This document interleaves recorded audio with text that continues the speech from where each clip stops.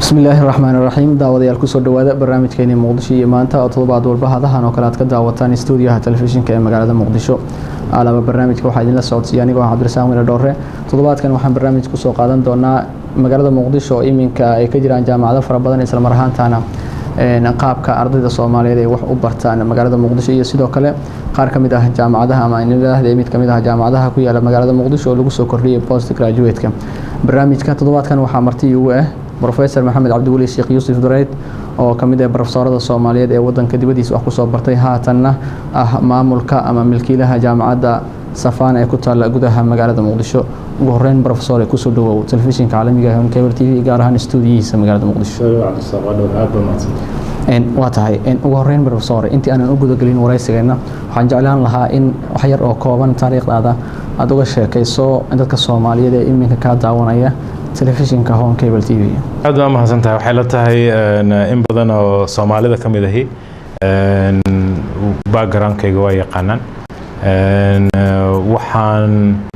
ka baxay jaamacaddii ummadda ee Soomaaliya waqtigii ay jirtay dawladdii militariga ahayd kadibna waxaan waxbarasho dibadda u tagnay wadanka dibaddiisa waxbarashadaas oo ahayd deeq waxbarasho waxaan u tagnay wadanka Ingiriiska kadibna annagii oo sii maqanaya wadankii burburay halkaas aan master ku sameeyay PhD ku sameeyay haddana aan ku sameeyay post graduate kale oo education ah marka 25 sano ugu dambeysay waxaan ku noolaa wadanka Ingiriiska hadda waxaan ku soo wareegay Soomaaliya waxaan macallin ka ahaa jaamacado kala duwan oo ku yaala wadanka Ingiriiska jaamacadaha ugu waaweyn waxaan kaloo macallin ka ahaa 40 sano ugu dambeysay jaamacadda Makerere Uganda kadibna waxaan soo wareegay Soomaaliya oo aan ka noqday gudoomiyaal jaamacadeed aan ka noqday tan waa jaamacaddii labaad oo gudoomiye ka noqday jaamacadda Savana marka background-kayga kooban waxaan ahay qof waligiis waxbarasho ku soo dhex jiri jiray waa tahay professor markaan eegno magaalada Muqdisho waxaa ka furan jaamacado tiro ah kuwaas oo iminka isa soo taraysa maalin ka dambeysay jaamacada ka furmay magaalada Muqdisho run ahaantii marka loo eegana in waxbarasho ay ku kororto magaalada Muqdisho waxay qayb ka noqonaysaa xasiloonida iyo deegaanka ku soo badanaysa magaalada Muqdisho dadka qaar waxay u arkaan jaamacadahaasi ku soo badanay magaalada Muqdisho in wax micno aysan u lahayn ay noqonayaan sida iskuulaadkii hore looga furi jiray magaalada Muqdisho marka qiimo ahaan jaamacadaha ku soo badanaya Muqdisho maxay u leeyihiin ardayda Soomaaliyeed wallahi aad ma hadsantahay arintaas oo arin jirta way jaamacadaha laba saameynba waa leeyihiin horta waa marka koowaad dhan wanaagsan waa hadba dhankaad ka eegtaa jaamacaduhu dhanka wanaagsan ay leeyihiin waxa way arday Soomaaliyeed oo far badan oo aan nasiib u helin iska daa waxbarasho jaamacadeed waxbarasho dugsi hoose ayaa jira marka wax jaamacaddii soo badata wadanka soo badata waa fursad u soo korortay dalka waxa soo haray marka waxaan maleynayaa dhaliisho meesha ka imaan karto waa quality waxbarashada ama qiimihii waxbarashada ardaygu helayay waxa hubaala jaamacaduhu waa kala fiicnaan karaan sida dukaamada u kala fiican yihiin kambaniyada u kala fiican yihiin shakhsiyaadku kala fiican yihiin jaamacaduhu kala fiicnaan karaan fikradda ah in jaamacaduhu bataan fikrada wanaagsan way horta jaamacad yar iyo jaamacad weyn wax leeyahay ma jirto jaamacadda weyn jaamacad yar bay soo ahayd oo hadda dib u akhrisid taariikhdii Oxford iyo Cambridge waxay ka bilowdeen jaamacado yar yar maantana waxay noqdeen jaamacado waaweyn marka bulshada Soomaaliyeed waxa la qiyaasay 75% daraasadda UN ku sameeyay inay ka yartahay 25 da'dooda soo magaaladan waxa jooga gobolka Banaadir kaliya iyo hareerihiisa ayaan ardadu aysan wada haysanin jaamacadaha soo batay marka waxaan u maleynayaa intii luuq walba lagu dagaalami lahaa in jiiro walba ay ku taalo jaamacadi iyo in jiiro walba lagu dagaalamo waa kala garanaysaa midda wanaagsan meesha ay ka jirto su'aasha waxa weeyaan jaamacadda muqarrarkeeda curriculumkeeda macallimiinteeda nidaamkeeda taas ayaa su'aal ka taagantahay su'aashaasna waxay sixi doontaa ayada ay sixi doontaa maxaa yeelay jaamacadaha leh macallimiin joogta muqarrar la isku halayn karo ardada Soomaaliyeed caqligooda leeyahay waalidiintu waxay leeyihiin garashadooda jaamacaddii wanaagsan ayada survive gareyn doonta noolaan doonta jaamacaddii wanaagsan aan wanaagsaneyn ayada hari doonta waxa la yiraahdaa market economiga ama suuqaba kala saari doona ardada kala saari doonta waalidiinta kala saari doonta intaan dawladda la gaarin dawladana ugu dambeynta door ay ku leedahay wasaaradda waxbarashada qaas ahaan qaybteeda hidaha iyo tacliinta sare inay hubiso jaamacad walba muqarrarka dhigaysa iyo cidda dhigaysa inay tahay dad qualified ah marka badnaanshuhu dhib ma keenayaan haddii ay wada fiican yihiin haddii aysan wada fiicnayna suuqa kala reebaya iyo ardayda iyo waalidiinta marka jaamacadaha soo batay isku ururi waa wax soo kordhay bulshada Soomaaliyeed waa mahadsantahay professor dhanka kale waxaad maamulka ahayd jaamacadda Soomaaliya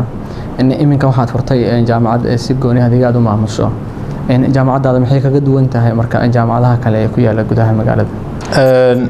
laba jaamacad kasta waxay leedahay ethos ama aragti gooni oo iyadoo ay leedahay jaamacad lamid ah adduunka ma jirto maxaa yeelay haday islamid ahaan lahayn isku magac iyo isku manhaj iyo isku micno ahaan lahayn jaamacadan waxaan rajaynaynaa inay markii koowaad noqoto jaamacad partnership ama wadaag ka dhaxaysa Soomaali iyo dadan Soomaali ahayn macallimiintu inay noqoto dad Soomaali iyo dadan Soomaali ahayn jaamacadda waxay kaga duwan tahay waxay ku soo aaday waa jaamacadaha fursad u helay wadankii oo nabad oo ay suuragal tahay ardaydu inay subax walba yimaadaan kalaasyada in macallimiin ajaanib iyo kuwa Soomaaliya la helo in aqoon-yahana Soomaaliyeed wadanka ku soo noqdaan marka xoog waxaan saaraynaa tayada waxbarashada meesha dhaliishu ka jirto oo haday ahaan lahayd dugsi dhexe dugsi sare ilaa jaamacad meesha dhaliishu ka jirto waxa weeyaan waxbarashada tayadeeda dadka wax dhigaya tayadooda jaamacadan waxay kaga duwanaan doontaa jaamacadda koob waxaan ku baraarugsanahay waxbarashada inay tayo u baahan tahay arday hal la helo oo arday ha timaado kaliya inaysan waxbarasho ahayn waa koob laba waxaan leenahay program post graduate ama masters oo isugu jira mid ay bixinaysa Savannah iyo mid ay ka kaashanayso jaamacada adduunka oo ay ka mid yihiin jaamacadaha East Africa jaamacadaha Turkey jaamacadaha Malaysia iyo kuwa Europe marka waxaan rabnaa inaan keeno mastereedyo kala duwan oo jaamacado kala duwan aan ka soo qaadnay ilaa inta wadanku uu ka helay aqoon-yahano dhiga master annagu aan bixinay oo leenahay waa tahay ardayda Soomaaliyeed ee wax ka baranaysa wadamada dibadiisa run ahaantii marka la eego waxa ka baxa dhaqaale xooggan hooyada Soomaaliyeed ama abaha Soomaaliyeed ee markaas fangareeya ama cidda fangareysa waxay ku bixisaa lacag aad iyo aad u fara badan haddii ahaan lahayd mid ay ku bixiso semester haddii ahaan lahayd mid kiril guri looga bixiyo ardayga iyo haddii ahaan lahayd mid magaalo joog u noqota marka la eego jaamacadan ama jaamacadahan iminka lagu soo kordhiyay post graduate ee magaalada Muqdisho ardayda looga furay waxay faa'iido u leedahay inkastoo inta badan ardayda qaar ay aaminsan yihiin in macallimiin ajaanib ah ama wadan ajnabi ay ku bartaan post graduate okay aad u mahadsantahay runtii su'aasha qayb kamid ah ka jawaab Cabdirasaaq oo ah ardaygu markuu rabo inuu wadan dibadda wax ku barto horta wuxuu u baahan yahay visa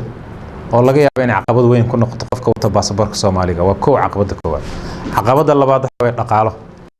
caqabada saddexaad waxa laga yaabaa ardayga post graduate ka sameeyay inuu asagu soo saarto wixii wax ku baran lahaa haddii marka ka tago wadanka waxa laga yaabaa inuu NGO shaqeynayo ama dawladdu shaqeynayo ama business si gaar loo leeyahay oo ka shaqeynayo hadduu ka tago dakhligii ka soo galiyay meeshaas oo ku dabari jiray noloshiisa iyo reerkiisa waa uu ka tagay marka haddii VC dhib yahay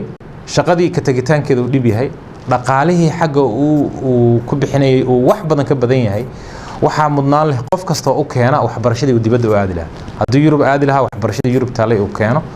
hadday muqarrar uu lahaa aleelaha syllabuskaas fiican loo keeno muqarrarkii wax laga dhigay hadduu doonayo macallimiin ajaanib ah oo si gooni ah ugu tababaran maadada uu rabo inuu barto iyo kii loo keeno cidda sidaas samaysa waxa weeyaan khidmad weyn oo ay u qabatay shacabka iyo ummadda weyn waxaan rajaynaynaa inaan noqono kooxdii koowaad oo si sharaf leh ugu qabata khidmadaas oo keenta waxbarashadii dadku dibadda u raadsan lahayn marka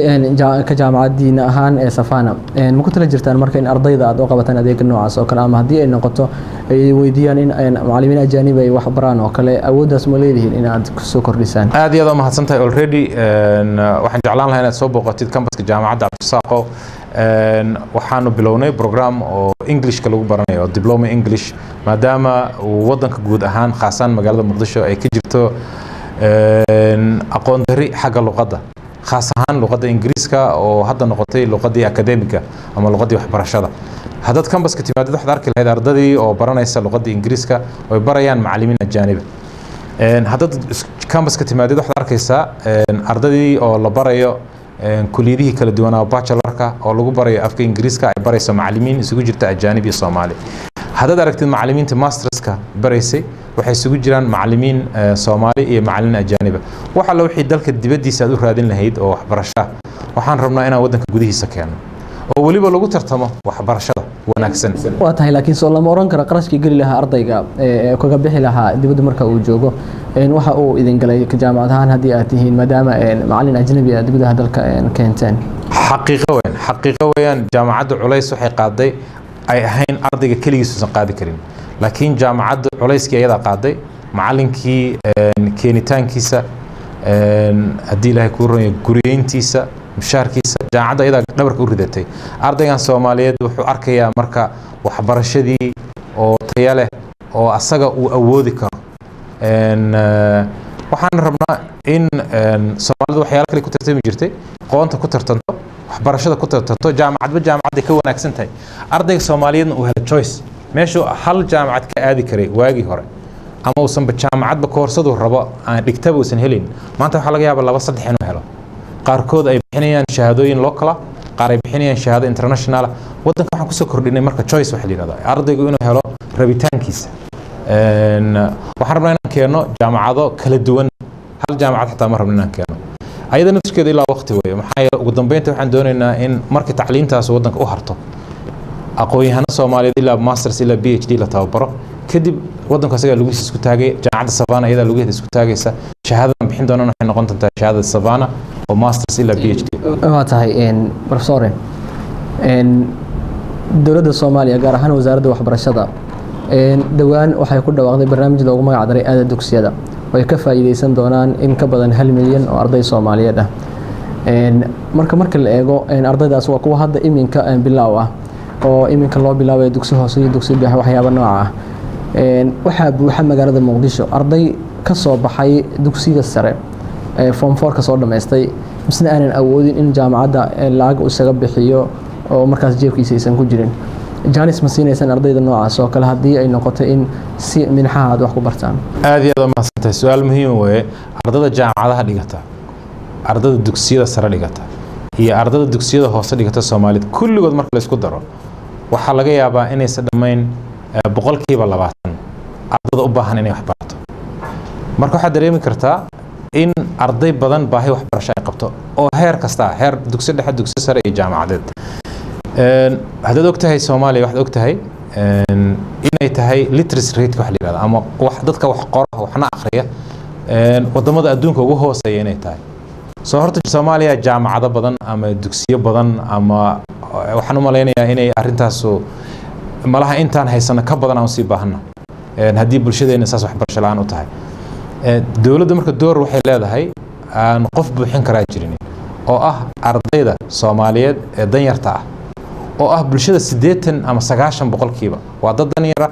oo iska daa inay helaan khidmadii ay ardayga iskuul ku geyn lahaayeen waalidku iskuul ku geyn lahaa ama jaamacad ku geyn lahaa aan heli karin la dhacaya maciishadii daily ahayd maalinle wixii ay quudan lahaayeen ku dhibaataysan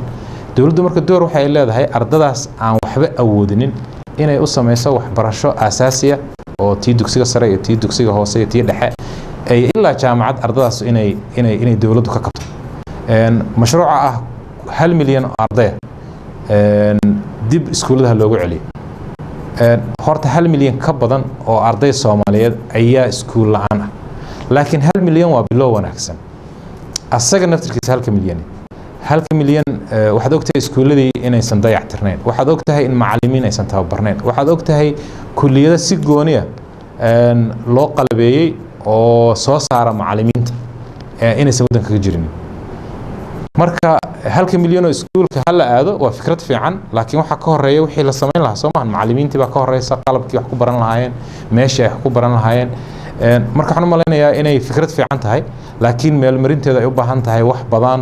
badan oo news headline ka badan inay u baahan tahay headline han laakiin aad bay u macaan tahay wada professor marka la eego ardayda Soomaaliyeed ee wax ka baranaysa dibadda gaar ahaan wadanka Turkiga oo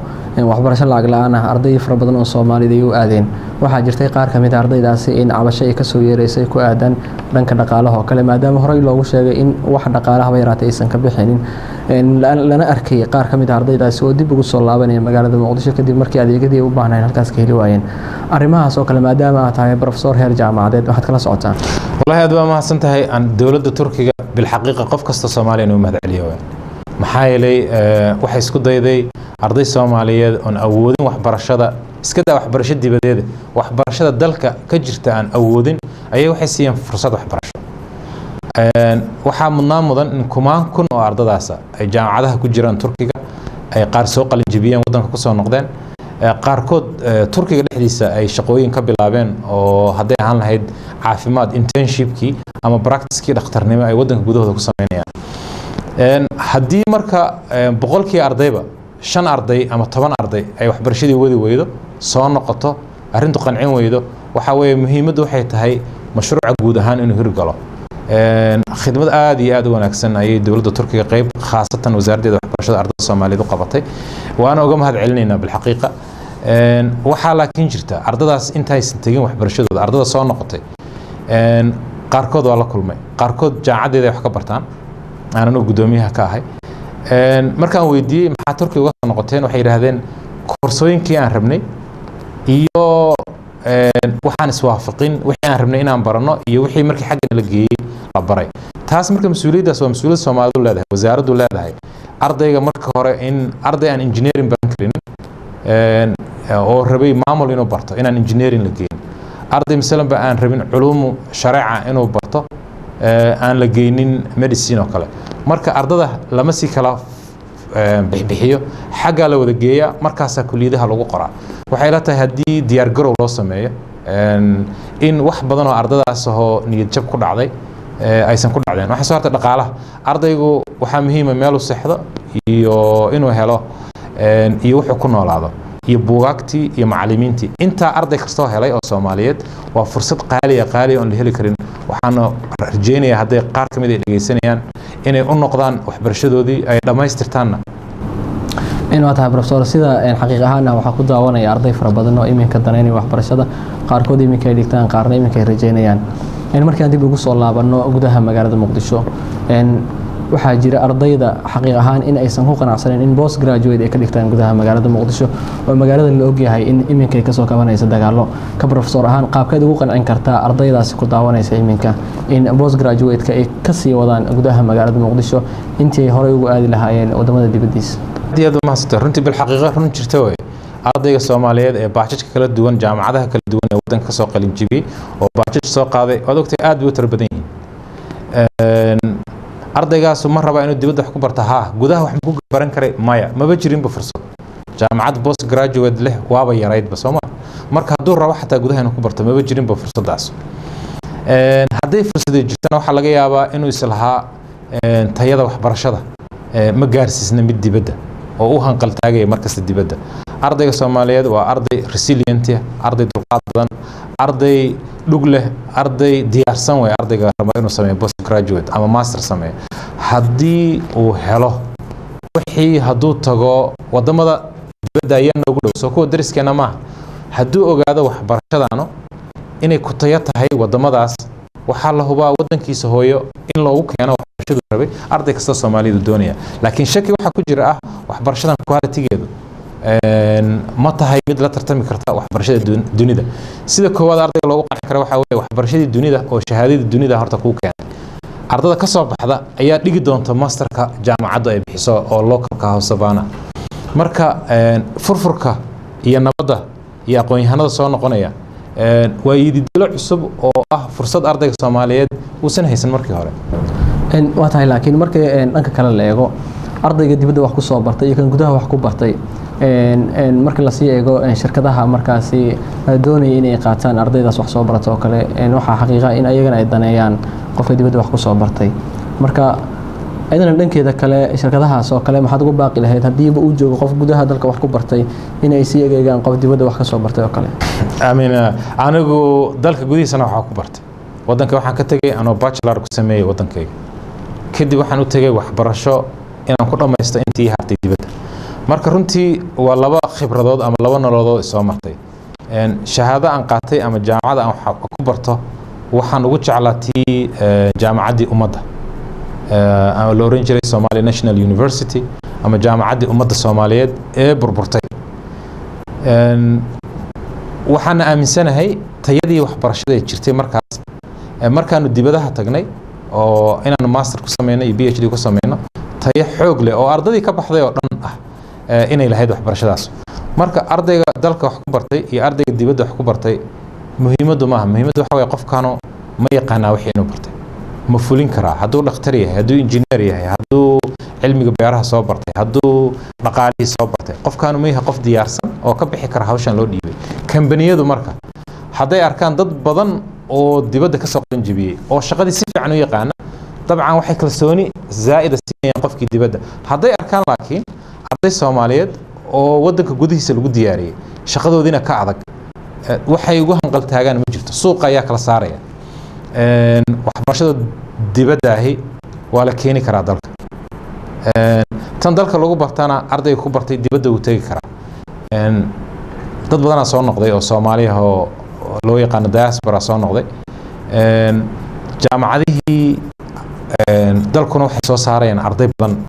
competition ka dhaxeeya daraasaad baa laga sameeyey bal shaqo helistooda labadooda ardayga ka soo qalin jabiyey jaamacadaha maxalliga ah localka ah oo Muqdisho ku yaala ama Soomaaliya ku yaala meesha rabta ahaato iyo ardayga dibadda wax ka soo bartay tartan baa ka dhaxeeya tartankaas tartan caafimaad weeye waa ka qayb galay doodo badan oo leeyahay yaa xaq leh ma ardaygii waddanka localka wax ku bartay oo ogol inuu mushaar yar ku shaqeeyo yaqaana beladi ah oo deegaankii yaqaana mushkilooyinka si sahlan ku xalin kara ma ardaygaas mudan in company-gu qaato mase ardaygan dibadda wax ku soo bartay oo luqadda Ingiriiska laga yaabo in si fiican u yaqaano xadaarada kale iyo khibrado kale iyo jaamacado kale soo dhigtay yaa mudan labadaas arday in la qaato anigu qaybtii doodda aan ku lahaa maantana aan dib ugu celinaya waxay tahay ardaygan waxa la fiirinayaa meritkiisa lama fiirinayo ma dalka wax ku bartay mise dibadda waxa laga yaabaa mararka qaarkood in ardayga dalka ku bartay fiican yahay maxay ardaygan waxa laga yaabaa inuu mushaar yar ku qanacsan yahay kan maba yaqaano mushaarkan sida ugu noolaan lahaa kanu dhibaatada ka jira localka sida loo xaliyo yaqaana mararka qaarkood waxa aad iyo aad u muhiimsan inaad qaadatid qof local ah oo duruufihii waddanka si fiican u yaqaano mararka qaarkoodna waxaad u baahanaysaa khibrad aan waddanka oolin qof leh waxaad ku qasban tahay marka inuu ajnabi ama Soomaali ahaada dibadda ka keentid marka waxay ku xiran tahay baahida in loo kala saarana ma ninka dalka wax ku bartay dibadda wax ku bartay ninka wax waa bartay waa professor ugu dambeyn in magaalada Muqdisho ama inaha dalka Soomaaliya waa dal iminka ka soo kabanaya dagaalo muddo in ka badan 20 sano ka soconay magaaladan iminka waxay u sii muuqanaysaa in ay isu bedelayso magaalo waxbarasho halka hore ka ahaan jirtay magaalo dagaal ama magaalo colaad oo kale arrintaas oo kale wax ma ka bedeli kartaa dadka fikirka xun aaminsana ee dagaalka fikirkooda ku jiray taas oo ay noqonayso in dadka markaasi waxbarashada ay hagto oo ay dhisto ay ogaadaan qiimaha ay leedahay waxbarashada dib u dhiska dalka iyo in ay ku noolaadaan nabad xaqiiqa bil xaqiiqa subaxdii marka aad aragtay Muqdisho marka laga bilaabo 6 iyo barka ilaa 7 iyo barka inta u dhaxaysa gaadiidka dadweynaha waxa buux dhaafiyay arday dariiqyada waxa socda ardaydii oo ku labisan dhar kala duwan oo midabyo kala duwan oo tilmaamaya heerka waxbarasho ay u socdaan iyo iskuulada kala duwan ay u socdaan waxaad ku fakaraysaa marka subaxdii aroortii ardaydan imisa guryahooda joogto oo nasiib u helin in ay kuna soo baxaan ardayga wax Soomaaliyeed wax baranaya yididiilu leeyahay kii dugsiga dhexe dhiganaya dugsi sare goormaad gaari doonta kii dugsi sare dhiganaya goormaad jaamacad dhiganaysa kii jaamacad ka baxay goormaad post graduate iyo master helaysa qofka bini aadanka aqoontu waa iftiin ardaydaas oo dhan wax kale ku mashquulsanaan lahayn waalidku wax kale ku mashquulsanaan lahaa magaalada muqdisho iyo soomaaliya guud ahaan soo noqoshada waxbarashada soo noqotay ma tilmaamayso nabadii soo noqotay keliya waxay tilmaamaysaa nabadayn colaad bay ku mashquulsanaan lahayn sooma waa tahay laakiin professor adigoo sii wata waxaa jira dhanka kale in mararka qaar ay xirmaan wadooyinka magaalada muqdisho kale xilli ardayda jaamacadaha iyo iskuulada kale ay u dareerayaan taasoo kale waxaa dhibaato ay ku tahay ardayda xilligaasi laga yaabo in ardaygaasi in imtixaan u fariisan lahaa ama cashar markaas uusan ka baaqan karin inuu qaadan lahaa taasoo kale ma jirtaa baaqa aad uga dirayso والله ظروفها ودنك كجرا وظروفها بلارن وأنا وقتها عبدالساق ودنك هذا وجهتي هل سنة لو سنة كهر فرصة ده وحبرشة iyo isku socodku waxa laga yaabaa inuu soo roonaaday ardayga Soomaaliyeed waxa mudnaan leh iyadoo dariiqyadu xiran yihiin iyadoo gaari uusan raaci jirin ayuu u soo lugeynayaa iskuulkii iyo jaamacaddii